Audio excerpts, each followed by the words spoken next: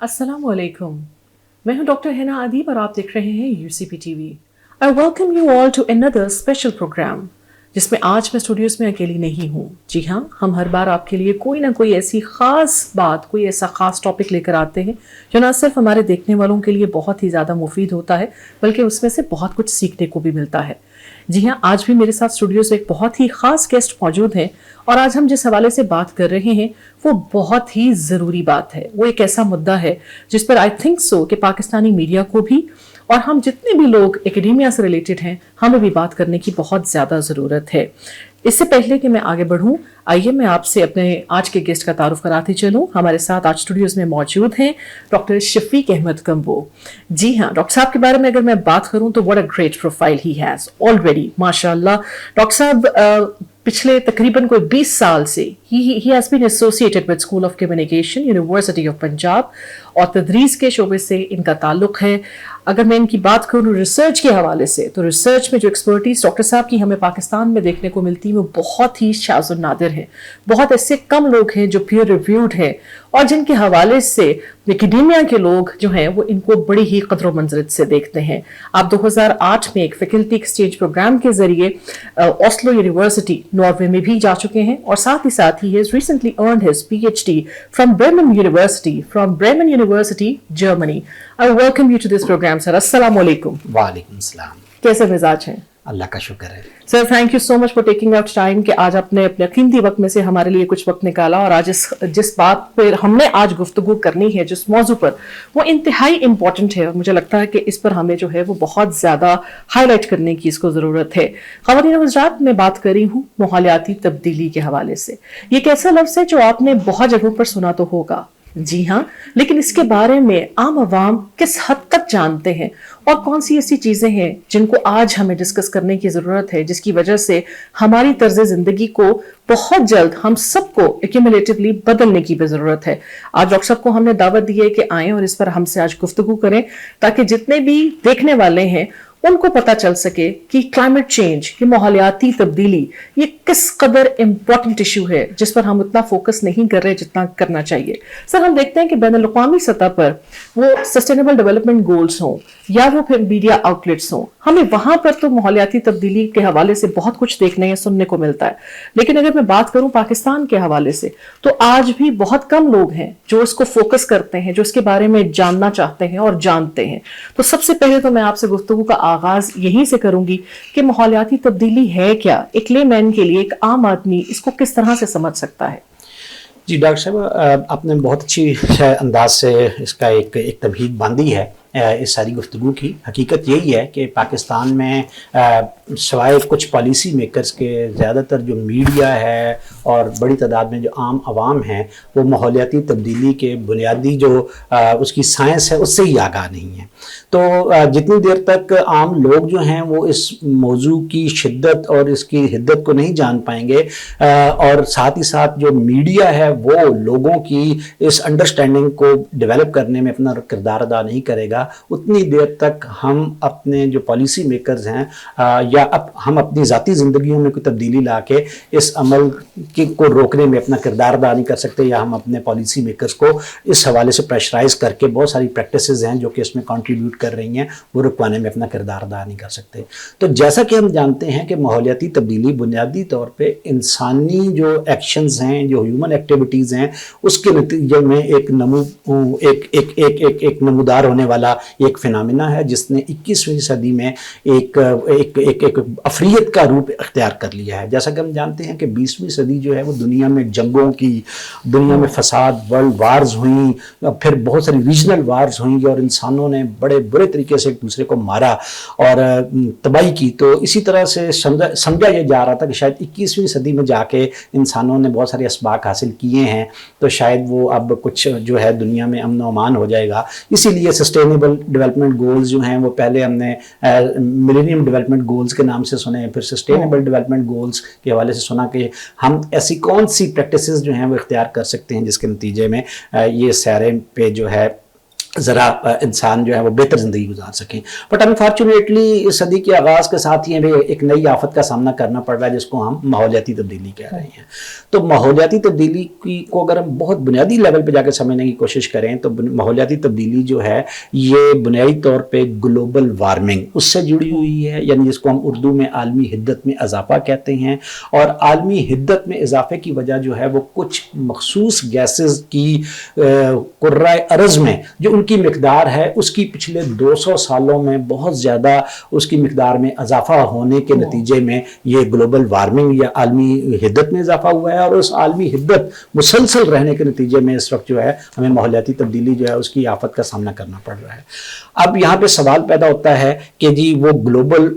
जो वो green house gases हैं वो कौन सी हैं। तो ग्रीन हाउस गैसेस जो हैं बुनियादी तौर पे सबसे बड़ी ग्रीन हाउस गैस जो है वो कार्बन डाइऑक्साइड है। बल्कि उससे भी पहले मैं कहूँ कि जी ग्रीन हाउस गैसेस उनको ग्रीन हाउस गैसेस क्यों कहते हैं, इनमें और आम गैसों में क्या फ़र्क है। तो बुनियादी तौर पे ग्रीन हाउस गैसेस ऐसी गैसेस हैं जिनके अंदर हरारत को अपने अंदर जज़ब करने की सलाहियत होती है और वो उसको अपने अंदर हरारत को अपने अंदर जज़ब करके ज़मीन कुर्राए अर्ज़ के टेम्परेचर को बढ़ाने का बायस बन रही हैं। बामुकाबिल दूसरी जो गैसेज हैं मसलन नाइट्रोजन है, ऑक्सीजन है, ये नॉन ग्रीन हाउस गैसेज हैं। ग्रीन हाउस गैसेज ऐसी गैसेज हैं जो हरारत को अपने अंदर जज़ब करती हैं। और सबसे जो इस हवाले से ज़्यादा पाई जाने वाली ग्रीन हाउस गैस है उसका नाम कार्बन डाइऑक्साइड है। उसके बाद हमारे पास मीथेन गैस है, फिर हमारे पास नाइट्रस ऑक्साइड है, फिर हमारे पास फ्लोरिनेटेड गैसेज हैं, फिर हमारे पास जो वाटर वेपर्स हैं। तो इस तरह से ये 5-6 बड़ी गैसेज हैं जिन्होंने बुनियादी तौर पे पिछले 200 सालों में इंसानी अमाल के नतीजे में ह्यूमन एक्शंस के नतीजे में जो है बड़े मिकदार में ये पैदा हुई हैं और ज़मीन के गिरदा गिर्द जो वो एटमॉस्फेयर जिसको हम कहते हैं जो कुर्राए अर्ज़ है उसके अंदर इनकी मिकदार में इतना इजाफा हो गया है कि उन्होंने अपने अंदर हरारत को मुसलसल जज़ब करके ज़मीन के दर्जा हरारत को बढ़ा दिया है और जिसको हम ग्लोबल वार्मिंग कहते हैं। 200 सालों में ही ये क्यों हुआ, उससे पहले क्यों नहीं था? क्योंकि दुनिया के अंदर जो ये इस वक्त हम देखते हैं इंडस्ट्रियलाइजेशन जो इंडस्ट्रियल जो सनती इनकलाब आया है इसकी तारीख 200 साल पुरानी है। तो 200 सालों में जब से ही इंडस्ट्रियलाइजेशन हुई फिर लोग जहाँ इंडस्ट्री लगी उसके गिरदा गिर्द जाके इंसानों ने अपने शहर बसाए, उसके नतीजे में अर्बनाइजेशन हुई। अर्बनाइजेशन के नतीजे में फिर इंसानों ने वहाँ पे बड़ी तादाद में रहने के नतीजे में ऐसे जदीद इंफ्रास्ट्रक्चरल चेंजेस की और उसको हम मॉडर्नाइजेशन कहते हैं। तो ये इंडस्ट्रियलाइजेशन और उस अर्बनाइजेशन मॉडर्नाइजेशन के नतीजे में बड़े पैमाने पे ग्रीन हाउस गैसेस जो हैं उनका 200 सालों में अखराज हुआ है। और बुनियादी तौर पे ये जो 200 सालों में ज़्यादातर ग्रीन हाउस गैसेस हैं इनके अखराज जो है उसका माखज़ मगरब है। मगरबी ममालिक ख़ुसूसन अमरीका, यूरोपियन यूनियन, रशिया, इन ममालिक ने इन ग्रीन हाउस गैसेस को बड़े पैमाने पर खारिज किया क्योंकि सनती इनकलाब के बुनियादी बेनिफिशरी या फ़ायदा उठाने वाले यही ममालिक थे, तो यहीं से ये आई हैं। अब इसमें ग्रीन हाउस गैसेस जो हैं हमें जान लेनी चाहिए कि कौन कौन सी हैं। तो वो मैंने जैसे पहले बताया कार्बन डाइऑक्साइड है। कार्बन डाइऑक्साइड का हम इसलिए ज़्यादा तज़किरा करते हैं कि सबसे ज़्यादा कुर्राए अर्ज़ में पाई जाने वाली यही ग्रीन हाउस गैस है। जी जी बिल्कुल सही। अनफॉर्चुनेटली कार्बन डाइऑक्साइड का खारिज होने वाला एक मालिक्यूल जो है वो कुर्राए अर्ज़ में अगर एक दफ़ा खारिज हो जाए तो वो अगले 1000 साल तक एटमॉस्फेयर में ही रहता है और फिर अपने अंदर किसको जज़ब करता रहता है, हरारत को, और कुर्राए अर्ज़ के टेम्परेचर को बढ़ाता रहता है। और जब टेम्परेचर को पिछले क्लाइमेट चेंज क्या है? क्लाइमेट चेंज ये हुआ है कि पिछले 4-5 दहाइयों से यानी 40-50 सालों से मुसलसल ज़मीन का दर्जा हरारत आलमी हिद्दत में रहने वाला मुसलसल जो इजाफा है उसके नतीजे में क्या किया है, यहाँ के वेदर पैटर्न्स को तब्दील कर दिया। बिल्कुल बिल्कुल ऐसा ही है। एग्जैक्टली सर, मैं इसी हवाले से आपसे बात करना चाह रही थी जैसे अभी आपने बहुत डिटेल में हमें बताया। Thank you so much for giving us the detailed insight about this कि कार्बन डाइऑक्साइड जो है वो बहुत ही एक ऐसी इंपॉर्टेंट गैस है जिसके हवाले से हमें आई थिंक कलेक्टिवली काम करने की जरूरत है। अभी मैं किसी जगह पे एक रिसर्च में पढ़ भी रही थी कि अगर अमेरिका की हम बात करें, और इसमें भी डिफरेंस आ जाता है कि तरक्की याफ्ता तरक्की पजीर जो ममालिक हैं उनकी जो अवाम है उनके लिविंग पैटर्न्स में बहुत डिफरेंस है। اور اس کی وہ بھی ایک بڑی بنیادی وجہ بنتی ہے ماحولیاتی تبدیلی کی. ابھی جیسے آپ نے ذکر کیا کاربن ڈائی آکسائڈ کا, تو امریکہ میں تقریباً سالانہ جو ہے وہ ہر فرد جو کاربن ڈائی آکسائڈ کے اخراج کی جو ایک اگر میں اس کی ریشو کی میں بات کروں تو 16.1 ٹن بنتا ہے. اس طرح سے چائنا جو ہے وہ اس وقت 7.1 پہ کھڑا ہے. اسی طرح سے اگر میں برٹن کی بات کروں تو وہ 5.5 پہ کھڑا ہے. تو 5.5 کی بات, ابھی جیسے آپ نے کہا کہ 1000 سال تک وہ موجود رہتا ہے, ہوا میں اس کا اثر رہتا ہے. تو کس طرح سے یہ جو کاربن فٹ پرنٹ ہے جس میں جتنے بھی لوگ وہ ترقی یافتہ ابھی جو ترقی پذیر ممالک ہیں, ابھی ہمارے ہاں لوگوں کو اس بات کا اندازہ بھی نہیں ہے کہ جو دیہات میں جہاں پر روٹی پکتی ہے جس چولہے پر, وہ چولہا بھی ماحولیاتی تبدیلی کا جو ہے وہ سبب بن رہا ہے. وہ وہاں سے بھی جو لکڑیاں جلانے کے بعد جو وہاں پر ہانڈی روٹی کی جاتی ہے, لوگوں کو اس چیز کا بھی اندازہ نہیں ہے کہ وہ بھی اس کا کتنا اثر ہوتا ہے. تو یہ جو کاربن فٹ پرنٹ ہے اس کو سر کیسے کم کیا جا سکتا ہے؟ What do you think about it کہ ہمیں کلیکٹیولی کون سی ایسی ایفرٹس کرنے کی ضرورت ہے؟ اور پھر ہم یہ بھی دیکھ رہے ہیں کہ آج کل سولر پینل کا جو ہے وہ بڑا چرچا ہے کہ ہمیں جو ہے وہ شمسی توانائی کی طرف بڑھنا چاہیے, بیکاز اس سے بھی جو ہے وہ چیزیں کافی بہتر ہو سکتی ہیں. تو آپ ان دونوں چیزوں کو کیسے دیکھتے ہیں؟ اچھا, آپ کے سوال پہ ڈائریکٹ جانے سے پہلے میں تھوڑی سی اپنی پچھلی بات سے ہی ذرا اس کو مزید واضح کر دوں کہ بنیادی طور پہ یہ گیسز جو ہیں سب سے زیادہ کاربن ڈائی آکسائڈ ہے, اور کاربن ڈائی آکسائڈ جو آتی ہے وہ بنیادی طور پہ ہمارے پاس انرجی سیکٹر سب سے بڑا کنٹریبیوٹر ہے. بالکل. انرجی سیکٹر چاہے وہ جو یہ ہم بجلی یہاں پہ جو ساری ہم دیکھ رہے ہیں یہ جہاں پہ پروڈیوس ہو رہی ہے وہ ایسے بجلی کے بڑے بڑے جو ماخذ ہیں جہاں سے یہ سورسز, جہاں سے کول کے ذریعے سے پیدا ہو رہی ہے یا فرنس آئل کے ذریعے سے پیدا ہو رہی ہے یا ہمارے پاس یہ گیس سے پیدا ہو رہی ہے LNG LPG کے ساتھ. تو اس گیسوں یا ان جو ڈرٹی انرجی سورسز ہیں ان کے جلنے کے عمل کے نتیجے میں سب سے زیادہ کاربن ڈائی آکسائڈ پیدا ہوتی ہے. چاہے یہ جو ڈرٹی انرجی سورسز ہیں, چاہے جس کو ہم کوئلہ کہہ رہے ہیں, تیل کہہ رہے ہیں یا گیس کہہ رہے ہیں, یہ چاہے انڈسٹری کے اندر استعمال ہو رہا ہے, چاہے گھروں میں استعمال ہو رہا ہے, چاہے گاڑیوں میں استعمال ہو رہا ہے, ٹرانسپورٹ انڈسٹری اس کے اندر جتنی انرجی استعمال ہو رہی ہے یہ ساری کاربن ڈائی آکسائڈ کا بنیادی ماخذ ہے. اور اس لیے اس وقت انسان کی یہی کوشش ہے کہ کسی طریقے کے ساتھ جو ہے ان انڈسٹریز جو یہ سورسز ہیں, جو یہ ماخذ ہیں ڈرٹی انرجی کے, ان کے استعمال کو کم سے کم کر دیا جائے اور ان کی الٹرنیٹو گرین انرجی, یہ ہم سولر کی طرف آ جائیں, ہم ایئر ہوا کے ذریعے ونڈ کے ذریعے سے بجلی پیدا کریں, یا ہم جو ہے کی طرف یہ وہ کاربن سنکس ہیں. تو ایونچولی انسان اس وقت اس کوشش میں ہے کہ ہم ان کے آلٹرنیٹو لیں ہیں. تو کاربن ڈائی آکسائڈ جو ہے اس کی سب سے بڑا ماخذ جو ہے وہ انرجی سیکٹر ہے. دوسرے نمبر پہ جو بڑی خوفناک دو گیسز ہیں, نائٹرک آکسائڈ ہو گئی اور میتھین, یہ آتی ہیں ایگریکلچر سیکٹر کے ذریعے سے, ٹھیک ہے, جس کی آپ بات کر رہی ہیں. ایگریکلچر سیکٹر کے اندر اب انفارچونیٹلی اس طرح سے ہے کہ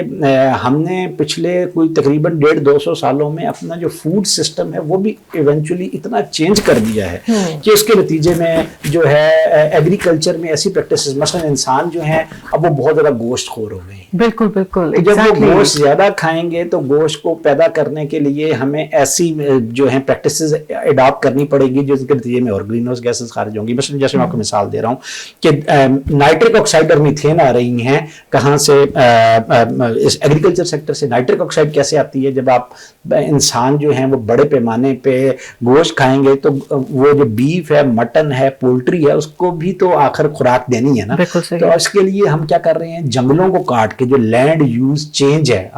ڈیفارسٹیشن ہے, درختوں کو کاٹ کے وہاں پہ ہم سویا بین کے درخت لگا رہے ہیں تاکہ سویا بین جو ہے وہ مرغیوں کی خوراک میں شامل کیا جا سکے. یا ہم بڑے پیمانے پہ ایمیزون کے جنگلات کو کاٹ کے وہاں پہ بیف کے لیے بڑے بڑے وہ فارم تیار کر رہے ہیں. ملائیشیا, انڈونیشیا میں اگر ہم جائیں تو اسی لیے کہ انسان کی جو گلوبل فوڈ ہیبٹس ہیں وہ ایسی ہو گئی ہیں کہ انسان بہت زیادہ میٹ اورینٹڈ ہو گیا ہے. بالکل صحیح. یہیں سے ایک سولوشن بھی نکلتا ہے جو ہم یہ بھی آگے بات کریں گے کہ انسان جو ہے اگر وہ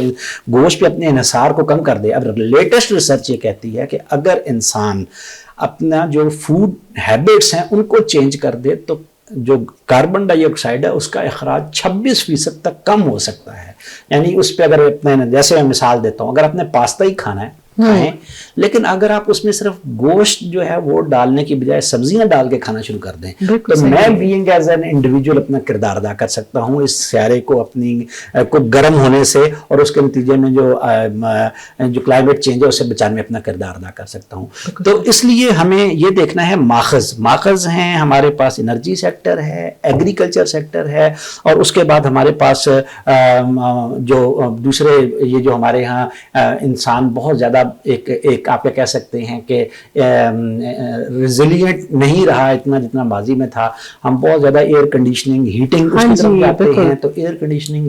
ہیٹنگ کے نتیجے میں جو ایپریٹس یوز ہوتے ہیں, چاہے وہ ایئر کنڈیشنر ہیں, ہیٹرز ہیں, ان میں سے بڑی مقدار میں فلورینیٹڈ گیسز ہیں تو مقدار میں بہت کم, لیکن ان کے اندر حرارت کو جذب کرنے کی صلاحیت کاربن ڈائی آکسائڈ اور نائٹرس آکسائڈ اور میتھین سے بھی زیادہ ہے. تو اس لیے ہمیں تھوڑا سا ان پریکٹسز کی طرف بھی ری تھنک کرنا پڑے گا. بالکل صحیح, آپ نے بہت بخوبی جو ہے اس حوالے سے بتایا کہ کیسے ہمیں اپنی طرز زندگی جو ہے اس کو بدلنے کی بہت زیادہ ضرورت ہے. And I think it is the need of an hour کہ جہاں پر we have to think collectively, تبھی جو ہے وہ ہم ماحولیاتی تبدیلی کی جانب جو ہے وہ قدم آگے بڑھا سکیں گے. سر ابھی تو آپ نے جو ہے وہ اوور آل ہم سے یہ ساری بات جو ہے وہ ڈسکس کی. ناؤ کمنگ ٹو پاکستان, ابھی جب شروع میں آپ نے بات کی کہ ویدر پیٹرنز چینج ہو رہے ہیں, ابھی ہم دیکھ رہے ہیں کہ ریسنٹلی ابھی جب ہم یہ پوڈ کاسٹ ریکارڈ کر رہے ہیں تو آج سے ایک دن قبل بھی ہم نے دیکھا کہ بارش بہت زیادہ ہوئی اور ایک ریکارڈ بارش ہوئی جس میں 44 سال کا جو ہے وہ ریکارڈ بھی ٹوٹا. اور آج سے پہلے بھی بارشیں ہوا کرتی تھیں, آج سے پہلے بھی سیلاب آیا کرتے تھے, لیکن یہ جو اتنی زیادہ اوور فلڈنگ ہو رہی ہے, آپ کو کیا لگتا ہے کہ اس کے پیچھے جو کازز ہیں وہ کس طرح سے ہیں اور پاکستان اس حد تک کیسے افیکٹ ہو رہا ہے؟ ابھی میں ایک اور جگہ پڑھ رہی تھی اور اس میں یہ تھا کہ پاکستان جو ہے وہ مینگوز کے حوالے سے, آم کے حوالے سے جو ہے وہ بڑا جانا جاتا ہے, اور ہمارے ہاں کے جو آم ہیں وہ پوری دنیا میں ایکسپورٹ کیے جاتے ہیں اور بڑے پسند بھی کیے جاتے ہیں. تو اس سال جو ہے وہ اگر آم کے ایکسپورٹ ہی کی میں بات کروں تو 13 سے 14% جو ہے اس میں بھی کمی دیکھی گئی ہے. وہ بھی یہی بات کر رہے ہیں جو ایکسپورٹرز ہیں کہ جی اس بار جو ہے وہ گرمی بھی بہت زیادہ تھی, اور جب ٹیمپریچر رائز ہوا ہے تو ہمارے یہاں سبھی بلوچستان میں بھی یہاں پر بھی 45 to 50 ڈگری گیا ہے. تو what do you see and what would you like to say about this کہ کس طرح سے پاکستان جو ہے وہ افیکٹ ہو رہا ہے اور پاکستانی گورنمنٹ کو اس حوالے سے کیا انیشیٹوز لینے کی ضرورت ہے؟ دیکھیں, سب سے پہلے تو یہ ہے کہ ماحولیاتی جو تبدیلی ہے اس کے اثرات کیا ہیں. تو جو ہم پاکستان میں پچھلے کچھ دہائیوں سے ان کو محسوس کر رہے ہیں, اور اب تو ہر گزرتے سال کے ساتھ, کیونکہ دنیا کے اندر اس وقت ماحولیاتی تبدیلی کی ایمرجنسی ہے, کلائمیٹ چینج ایمرجنسی ہے, تو سائنسدانوں نے خبردار کیا ہوا ہے کہ اگر انسانوں نے اپنی حرکتوں کو ٹھیک نہ کیا تو یہ سیارہ تباہ ہو جائے گا. ٹھیک ہے, تو لہٰذا اس وقت کیا پریکٹس چل رہی ہے, اس وقت ہم کوشش کر رہے ہیں کہ کس طرح سے ہم ریورس کر سکیں گرین ہاؤس گیسز کے اخراج کو کم کر سکیں, اور اگر جو خارج ہو رہی ہیں ان کو بھی ایبزارب کرنے کے لیے ایسے اپریٹس جو ہیں وہ لے آئیں. مثلا انسان جو ہیں وہ درخت, پوری دنیا کے اندر جو اس کی بات ہو رہی ہے, درخت لگانے کی جتنی کیمپینز چل رہی ہیں وہ بیسیکلی یہ کاربن سنکس جو کاربن کو اپنے اندر جذب کر سکیں تو انسان کو. تو خیر اصل بات تو یہ ہے کہ پاکستان کو مختلف قسم کے جو ریمیفیکیشنز ہیں, جو اس کے منفی اثرات ہیں کلائمیٹ چینج کے, اس کا سامنا حالیہ کچھ عرصے میں زیادہ اس کا سامنا کرنا پڑ رہا ہے. 2022 کا جو ہم نے سیلاب دیکھا, تاریخ میں ایسے مثال کم ملتی ہے کہ ایسا سیلاب کہیں پر آیا ہو, اور ہم نے $30 ارب کا نقصان برداشت کیا, سینکڑوں انسان اپنی جان سے گئے, اور ابھی تک بھی جو وہاں پہ زمین 2 سال ہو گئے ہیں وہ ابھی ہم اس کو ریکور کر کے وہاں پہ دوبارہ سے انسانوں کو کی جو ہے وہ اس کو ممکن نہیں بنا سکے رہنے سہنے کو. تو خیر کہنے کا مطلب یہ ہے کہ یہ سیلاب ہو گیا, اس کے بعد یہ ٹورنشیل رینز ہیں اور یہ اربن فلڈنگ ہے, یہ جو اس طرح سے پہلے تو نہیں ہوتا تھا کہ اس طرح سے خوفناک بارشیں نہیں ہوتی تھیں. پھر ہمارے ہاں جو موسموں کے جو پیٹرنز ہیں وہ چینج ہو گئے ہیں. پہلے یہی تو کلائمیٹ چینج ہے, میں نے کہا ویدر پیٹرنز کا چینج. تو پہلے 6 مہینے گرمی تھی, 6 مہینے سردی تھی, اب گرمیاں ایکسپینڈ کر کے 9 مہینے تک چلی گئی ہیں, سردیاں شرنک ہو کے 2 مہینے تک رہ گئی ہیں. تو یہ اتنا جو چینج ہے اس کے جو اثرات ہو رہے ہیں وہ یہی ہو رہے ہیں, جس کی ابھی آپ مثال دے رہے ہیں مینگوز کی. اس دفعہ بہت سبزیاں کیوں مہنگی ہیں ابھی تک بازار کے اندر, کیونکہ جس موسم میں گرمیوں میں تیار ہونے والی فصلوں کو ایک خاص ٹیمپریچر چاہیے تھا, مارچ اپریل, اس وقت گرمی کی بجائے سردی تھی, ठीक है, और फिर अचानक गर्मी आई और गर्मी की ऐसी रिकरेंट हीट वेव्स आई तो उन्होंने फल को कुदरती जो एक उसका पैटर्न है उसके मुताबिक पकने में, तैयार होने में अपना किरदार ही निभा कर दिया। तो इसके नतीजे में जो फूड सिक्योरिटी के इश्यूज जो हैं वो एक साइंसदान मुसलसल डरा रहे हैं कि अगर इंसानों ने रीथिंक न किया तो फ्यूचर में food security would be one of the biggest issue in this part of the world, apart from these having these floods and having these recurrent heat waves. तो हम पाकिस्तान में हमें इनका जो है कदम कदम पे इनका सामना करना पड़ रहा है। बिल्कुल सही। तो इसमें मेरे ख्याल में जो आप कह रही हैं हुकूमत का किरदार है, हुकूमतों का किरदार बिल्कुल इससे इनकार मुमकिन नहीं है। हमें हुकूमती सतह पे जो मेरे ख्याल में सबसे ज़्यादा जोर देने की ज़रूरत है कि इस तरफ हुकूमत भी अपनी तवज्जो करे कि हमें एग्रीकल्चर सेक्टर जो है उसके अंदर ऐसी प्रैक्टिस, क्योंकि पाकिस्तान के अंदर कार्बन का अखराज तो इतना ज़्यादा नहीं है क्योंकि हमारे पास इंडस्ट्री ही नहीं है, हमारे पास ट्रांसपोर्ट बज़ाहिर शहरों में तो बहुत नज़र आती है लेकिन अमेरिका के मुकाबले में जहाँ हर 1000 में से 980 बंदों के पास गाड़ी है, हमारे पास कितने लोगों के पास गाड़ी है? तो इवेंचुअली उतना तो बर्डन हमारे यहाँ ट्रांसपोर्ट या इंडस्ट्री तो बिल्कुल ही ना होने के बराबर है, वो तो अपना नहीं करती कंट्रीब्यूट। लेकिन हमारे यहाँ एग्रीकल्चर सेक्टर पिछले कुछ दहाइयों से किसान जो है उसकी ज़रूरत ज़्यादा है, वो अपने खेत को बिल्कुल आराम नहीं देता, वो मुसलसल साल में 2-2, 3-3 फसलें, उसके अंदर बहुत ज़्यादा जो है खादें, जो नाइट्रस ऑक्साइड है वो बेसिकली ये आर्टिफिशियल फर्टिलाइजर्स के जरिए से जो है मिट होती है, वो उसको कम करने के लिए तैयार नहीं है, वो ज़्यादा से ज़्यादा फसल हासिल करना चाहता है। तो खेतों में जो इसका मिकदार में इजाफा, तो गवर्नमेंट को ज़रा इसके हवाले से अपनी प्रैक्टिसेस को ठीक करने की ज़रूरत है। फिर हमारे यहाँ मीथेन के अखराज के जो 2 बड़ी सोर्सेज हैं उसके वो पाकिस्तान में क्या हैं, यानी मैं आपको बताऊँ पाकिस्तान के अंदर जो 90% हमारी जो पाकिस्तान की ग्रीन हाउस गैसेज हैं ये 2 सेक्टर से एमिट होती हैं। 90%, एक तो वही ट्रांसपोर्ट यानी 42%, 43% ट्रांसपोर्ट से उसका अखराज होता है और इंडस्ट्री से अखराज होता है, बाकी तकरीबन 37% जो गैसेस हैं वो हमारे यहाँ आती हैं एग्रीकल्चर सेक्टर से। और उसमें भी जो मीथेन है वो आती है 2 सोर्सेज से, एक तो आती है काउ बर्पिंग, जी वो यहाँ पे बात ही नहीं होती जी बिल्कुल। हम कोशिश कर रहे हैं जी यहाँ पे अपने लाइव स्टॉक सेक्टर को हम इम्प्रूव कर लें, बढ़ा लें, बिल्कुल बढ़ाएं, हम ये नहीं कह रहे कि यहाँ बिल्कुल हमें प्रोटीन की जरूरत है, हमें दूध की जरूरत है, लेकिन अपनी जो हमारा लाइव स्टॉक है उस सेक्टर को इम्प्रूव करने की जरूरत है। हमारे यहाँ जानवरों की, गाय भैंस की ऐसी ब्रीड्स हैं जो नस्ल दर नस्ल हमारे आबाद से आ रही हैं, जो खाती ज़्यादा हैं और चारा ज़्यादा खाती हैं, लेकिन उसके मुकाबले में दूध और गोश्त की पैदावार बहुत कम है, मॉडर्न प्रैक्टिसेस की तरफ नहीं गए और इवेंचुअली वो बहुत बड़ी मिकदार में मीथेन के अखराज करती हैं। तो हमें अपनी प्रैक्टिसेस को ठीक करना है। मीथेन के काउ बर्पिंग, जो गाय के मुंह से खारिज होने वाली मीथेन है, उसको रोकना है। ऐसी नस्लें लेकर आए जो कम चारा खा के कम मीथेन खारिज करें। फिर जो गाय भैंस है उसका जो फुजला है उसके जरिए से मैन्योर मैनेजमेंट एक बड़ा इशू है, हम उसके जो फुजला है उसको हम बायोगैस प्लांट्स के जरिए से उनसे बिजली पैदा कर सकते हैं, गैस के तौर पर इस्तेमाल कर सकते हैं। हमारे यहाँ उस तरफ बिल्कुल तवज्जो नहीं है।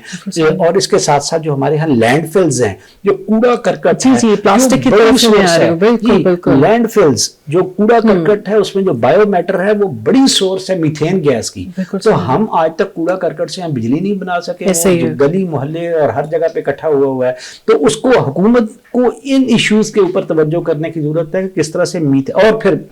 एक चीज मैं भूल गया बीच में से, जो चावल की काश्त है, जी चावल जो है वो भी मीथेन के अखराज की एक बड़ी सोर्स है। और चावल जो है चूंकि उसके में बड़े पैडी राइस जिसको हम कहते हैं उसमें बड़े अरसे तक पानी खड़ा रहता है, तो वो पानी और उसका जो बायोमैटर है वो मिलने के नतीजे में प्योर मीथेन खारिज करते हैं। इसलिए चावल के खेत के पास आप जाएंगे तो एक तो उसमें से वाटर वेपर्स ने निकल के हीट को एब्जॉर्ब किया होता है, दूसरा मीथेन ने निकल के हीट को, वहां आप सांस भी नहीं ले सकते। तो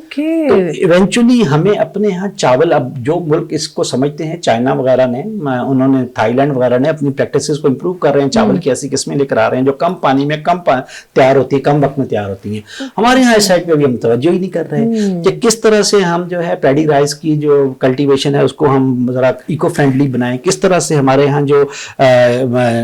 इसकी जो लाइव स्टॉक सेक्टर है उसमें ऐसी कौन सी मॉडर्न तरीके हैं, ऐसी कौन सी नई नस्लें हम लेकर आएँ कि जो कम चारा खा के और कम मीथेन गैस खारिज करे और उसके मुकाबले में हमें दूध और गोश्त की ज़्यादा पैदावार दें। किस तरह से हम अपने किसानों को कायल करें कि वो ऐसे जो हैं उनको काट तलाश करें फसलों को जो इको फ्रेंडली होनी चाहिए। ऐसे हमारे यहाँ देखें ना, आज तक खेतों को पानी देने के लिए फ्लडिंग सिस्टम जो हम इस्तेमाल कर रहे हैं खालों के जरिए से, वो पानी का इतना बड़ा ज़िया है। और इवेंचुअली अगर हम उसके जरिए से स्प्रिंकलर टेक्नोलॉजी ले आए तो हम न सिर्फ पानी को बचा लेंगे बल्कि बहुत सारी ऐसी माहौलियाती प्रैक्टिस उसके साथ जुड़ी हुई हैं जो कि हमारे यहाँ ग्रीन हाउस गैसेस के अखराज को कम करेगी। तो कहने का मतलब ये है कि हुकूमतें करने वाले काम ये हैं, लेकिन इस वक्त मैं समझता हूँ हुकूमत के करने के कामों की बजाय हमें जो एक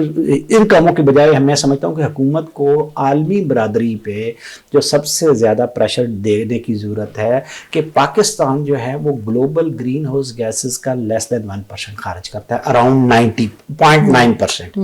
लेकिन ये जो माहौलियाती तब्दीलियों के नतीजे में होने वाले मनफी असरात हैं उनको रिसीव करने के लिए हम फोर फ्रंट पे हैं। बिल्कुल सही। तो पाकिस्तान बुनियादी तौर पे इस वक्त माहौलियाती नाइंसाफी का शिकार है। पाकिस्तान एक लो एमिटिंग कंट्री है, तो और ग्लोबल साउथ के अंदर जो दुनिया के अंदर ये जो अफ्रीका के अंदर, साउथ अमेरिका के अंदर, साउथ एशिया के अंदर, साउथ ईस्ट एशिया के अंदर ममालिक हैं, इन ममालिक के पास चूंकि इंडस्ट्री नहीं है तो ये लो एमिटिंग कंट्रीज हैं। तो एमिटिंग कंट्रीज कहाँ पे हैं? ग्लोबल नॉर्थ में बैठे हुए हैं। साउथ के भी नॉर्थ में चाइना, इंडिया हो गए, या ऊपर हम चले जाएं और अमेरिका हो गया, कनाडा हो गया और आपका रशिया हो गया। ये जो कंट्रीज हैं, यूरोपियन यूनियन हो गई, बुनियादी तौर पर ग्रीन हाउस गैसेज के अखराज के बड़े माखज ये हैं, किया इन्होंने है। हाँ जी, और थम रहे हैं। बिल्कुल सही। तो हुकूमतों को चाहिए, अनफॉर्चुनेटली हम अपना केस आलमी बरादरी के सामने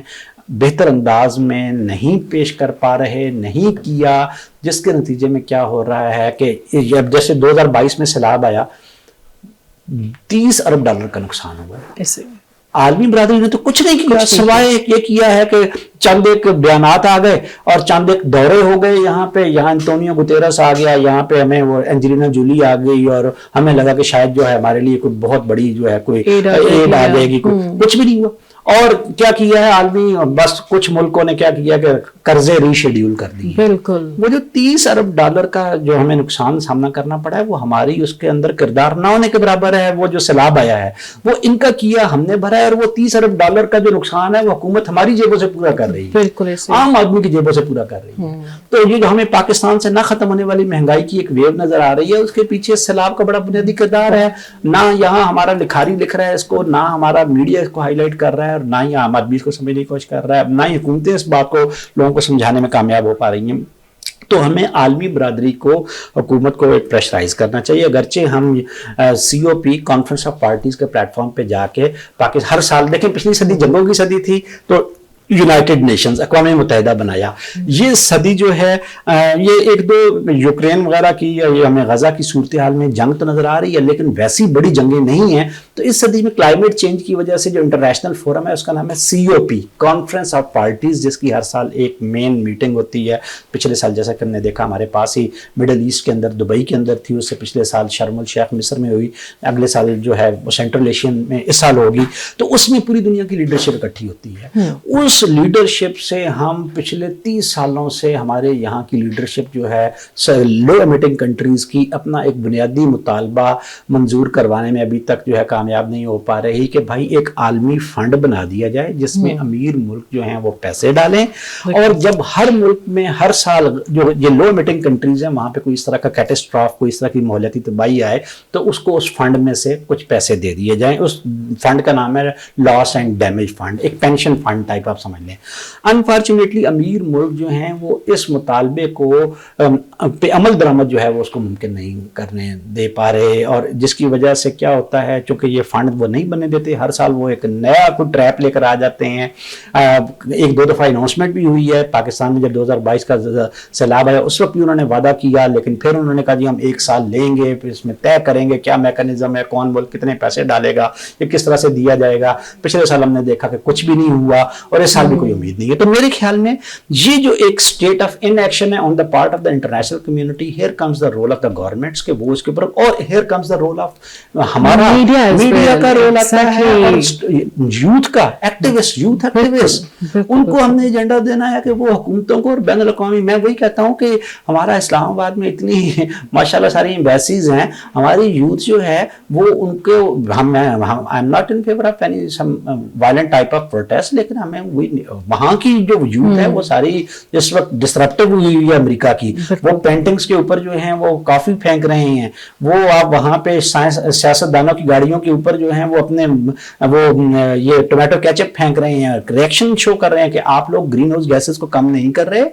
तो इवेंचुअली आपने तो मर जाना है, बूढ़े हो गए हैं, हमारी यूथ जो है उसकी जिंदगी आगे, नौजवानों की जिंदगी है, इस प्लेनेट को आप अनलिवेबल कर रहे हैं, तो वो डिस्ट्रक्टिव हो गया है। अनफॉर्चुनेटली हमारी जो यूथ है उसको हमने इन इश्यूज की तरफ आने ही नहीं दिया, और हमने एग्जैक्टली और उनके पोटेंशियल को रियलाइज ही नहीं किया कि इंटरनेशनल कम्युनिटी यहाँ पे है। ये दौर ऐसा नहीं है कि यहाँ पे कोई चीज छुप जाएगी, आप इंटरनेशनल कम्युनिटी को रियलाइज करवाएं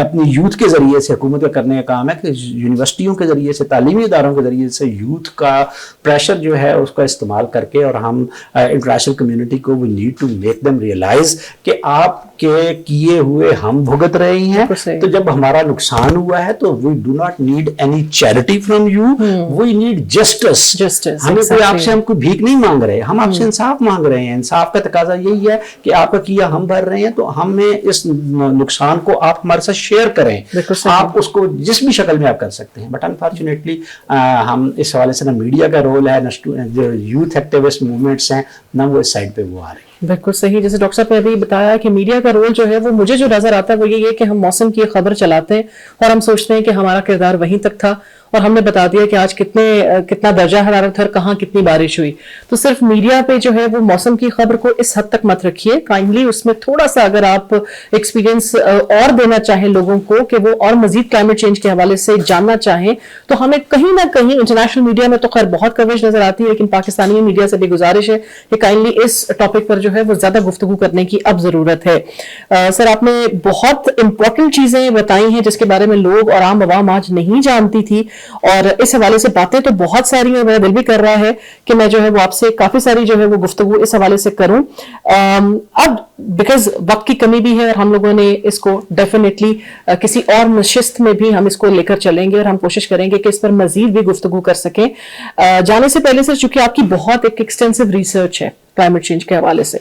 और आपने जो है वो इस पर काफी काम भी किया हुआ है, तो मुझे काइंडली इस हवाले से आपसे ये बात पूछनी है कि व्हाट डू यू थिंक कि आप फ्यूचर में, आप मुस्तकबिल में कितने होपफुल हैं कि पाकिस्तान भी और इंटरनेशनली भी, जिस तरह से आपने बहुत सारी ऑर्गेनाइजेशंस की बात की, आपने उसमें बताया कि किस तरह से लोग कॉन्फ्रेंसेस पे बात कर रहे हैं, इस पर रिसर्च वर्क बहुत ज्यादा हो रही है, ठीक है, लोग इस पर अब साइंटिस्ट जो है वो ज्यादा केयरफुली अब इसके हवाले से बात कर रहे हैं। फिर हमने देखा कि खला के हवाले से भी एस्ट्रोनॉट्स जो है वो भी इस पर बहुत ज्यादा जो है वो वहां नासा भी बहुत रिसर्च करा रहा है। तो ओवरऑल आप कितने होपफुल हैं कि आने वाले कल में 10 या 15 या 20 साल बाद व्हाट डू यू थिंक कि किस तरह से हमारा ये जो सयारा है, जो दुनिया है, इसको किस निगाह से देख रहे हैं, और साइंटिस्ट जिस तरह से काम कर रहे हैं, कितनी उम्मीद नजर आती है कि क्लाइमेट चेंज में जो है वो लोगों के पैटर्न्स बदलेंगे और लोग अपने आप को जो है वो इंडिविजुअली जितना कॉन्ट्रीब्यूट उनको करना चाहिए वो कर सकेंगे। अवेयरनेस की तो खैर बहुत कमी है यहाँ, तो जब तक अवेयरनेस नहीं होगी तब तक तो किसी चेंज के हवाले से हम सोच भी नहीं सकते, लेकिन कितनी उम्मीद है आपको?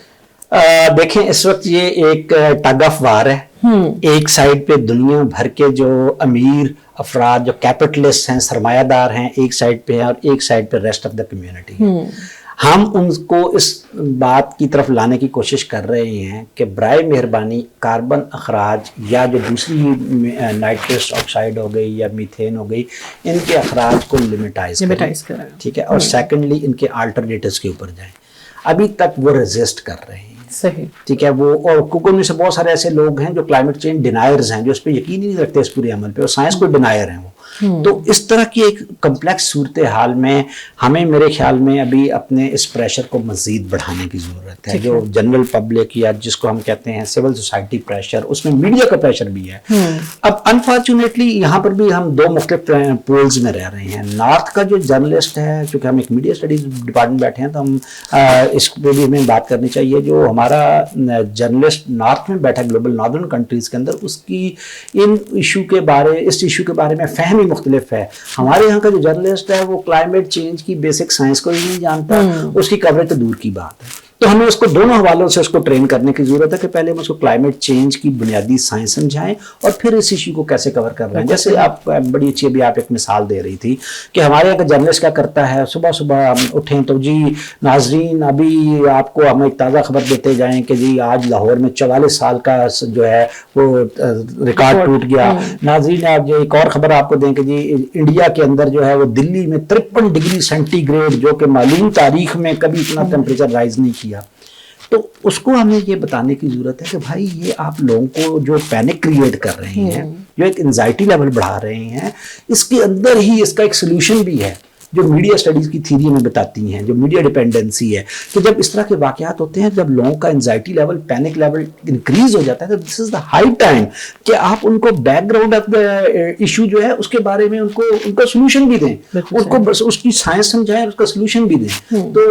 अब इसको हम जो अपनी मीडिया स्टडीज की जुबान में हम इसके लिए जो यूज करते हैं थीमेटिक फ्रेमिंग, हमारे यहाँ अनफॉर्चुनेटली एपिसोडिक फ्रेमिंग हो रही है। एक एपिसोड ऑफ क्लाइमेट चेंज आता है, उस पर मीडिया चीखना शुरू कर देता है। थीमेटिक फ्रेमिंग वो करता ही नहीं है कि वो बिल्कुल उस एपिसोडिक जो फ्रेमिंग के उस इवेंट के दौरान ही वो लोगों को टीच करे, पहले बिल्कुल बताए कि यार दिल्ली में टेम्परेचर 53 चला गया, जो कि इस पार्ट ऑफ द वर्ल्ड में पहले नहीं हुआ। साथ ही वो लोगों को बताए कि ये क्यों गया है, ये गया है क्लाइमेट चेंज की वजह से। क्लाइमेट चेंज क्यों हो रहा है? ग्लोबल वार्मिंग के नतीजे में। ग्लोबल वार्मिंग क्यों ग्रीन हाउस गैसेस के नतीजे में। ग्रीन हाउस गैसेस कौन खारिज कर रहे हैं? इंसान खारिज कर रहे हैं। लिहाजा मेरा और आपका किरदार है इसको कम करने के लिए। हम अपनी फूड सिस्टम को, फूड हैबिट्स को ठीक कर सकते हैं, हम अपनी डे टू डे लाइफ को ठीक कर सकते हैं। हम क्यों अपना इतना ज्यादा एयर कंडीशनिंग के ऊपर हमारा जो है उसके बगैर हमारा गुजारा नहीं है। हम गाड़ियां, ट्रांसपोर्ट के ऊपर क्यों अपना जो है इतनी रिलायंस बढ़ाते जा रहे हैं। हम क्यों नहीं अल्टरनेटिव सोर्सेज ऑफ एनर्जी की तरफ आते हैं। हम हुकूमतों को क्यों नहीं जो है प्रेशराइज करते कि वो जो है हमें क्लाइमेट इनजस्टिस के इशू को से नबर्द आजमा होने में हमें हेल्प आउट करे, या हमारे यहाँ ऐसी क्लाइमेट या इको फ्रेंडली प्रैक्टिसेस जो हैं वो शुरू करवा सके कि शहरी की ज़िंदगी को बढ़ाया जा सके। तो कहने का मतलब ये है कि आपने कहा कि उम्मीद तो है, लेकिन बहर तौर हम दूसरी साइड पे देखते हैं तो इस सदी का जो सबसे बड़ा साइंटिस्ट है वो हमें डरा गया है। वो हमें यही कहा गया है कि जी ये स्यारा 21वीं सदी से आगे जाता हुआ हमें नज़र नहीं आता। स्टीफन हॉकिंग की ये प्रेडिक्शन थी मरने से पहले कि इंसान जिस बड़ी मिकदार में यहाँ ग्रीन हाउस गैसेस का अखराज कर चुके हैं और इसको कर रहे हैं, तो अगर इसको रिवर्स ना किया गया तो 21वीं सदी के अख्ताम तक जाते हुए जो हमने टारगेट सेट किया हुआ था 1.5 डिग्री सेंटीग्रेड, अगर हम इंडस्ट्रियल एज 200 साल पहले जो दुनिया का टेम्परेचर था उससे हम 1.5 डिग्री सेंटीग्रेड तक की लिमिट में रहें तो ये सारा सस्टेन कर जाएगा। मीनवाइल फिर हम अल्टरनेटिव सोर्सेज ले आएंगे और उसके नतीजे में फिर जो है दोबारा से बेहतरी आना शुरू हो जाएगी 22वीं सदी में। लेकिन अनफॉर्चुनेटली साइंटिस्ट की इस सबसे बड़ी प्रेडिक्शन के बावजूद क्या हो रहा है, वो जो कैपिटलिस्ट हैं, जो बैरन रिच कैपिटलिस्ट हैं, they are not ready to minimise their profits. वो ऐसी प्रैक्टिसेस छोड़ने को तैयार नहीं है जो कि बुनियादी आम आदमी का किरदार मेरा आपका तो है, लेकिन आप क्या करें, मैं आप अगर बर्गर खाना नहीं छोड़ेंगे, मैं आप अगर गोश्त खाना नहीं छोड़ेंगे, मैं और आप अपनी अगर एयर कंडीशनर या दूसरी जो गाड़ियां उनकी अपनी जरूरत को मिनिमाइज नहीं करेंगे, तो वो तो कैपिटलिस्ट ने तो डिमांड के मुताबिक चीजें प्रोड्यूस कर ली हैं। वो तो मैकडॉनल्ड का बर्गर भी बनाएगा, वो तो KFC भी बनाएगा, यानी जितने भी ये डिमांड पे डिपेंड करता है। तो इवेंचुअली मैं यही कहूंगा कि